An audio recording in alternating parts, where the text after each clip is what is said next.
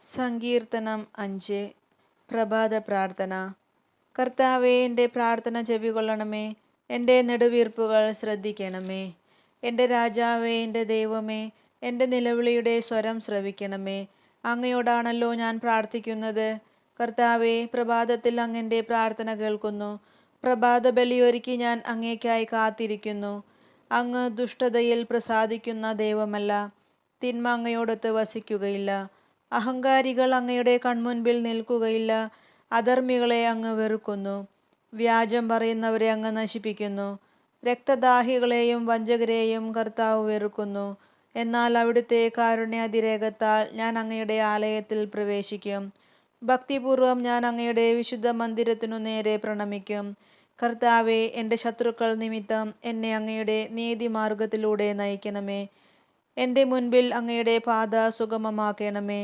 അവരുടെ അധരങ്ങളിൽ സത്യമില്ല. അവരുടെ ഹൃദയം നാശകൂപമാണ്. അവരുടെ തൊണ്ട തുറന്ന ശവക്കുഴിയാണ്. അവരുടെ നാവിൽ മുഖസ്തുതി മുറ്റി നിൽക്കുന്നു. ദൈവമേ, അവർക്ക് കുറ്റത്തിനൊത്ത ശിക്ഷ നൽകണമേ. തങ്ങളുടെ കൗശലങ്ങളിൽ തന്നെ അവർ പതിക്കട്ടെ.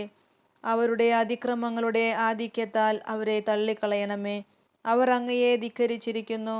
അങ്ങയിൽ ശരണം പ്രാപിക്കുന്നവർ സന്തോഷിക്കട്ടെ. അവർ എന്നും ആനന്ദഭരിതരായി സംഗീതം ആലപിക്കട്ടെ. അങ്ങയുടെ നാമത്തെ സ്നേഹിക്കുന്നവരെ സംരക്ഷിക്കണമേ.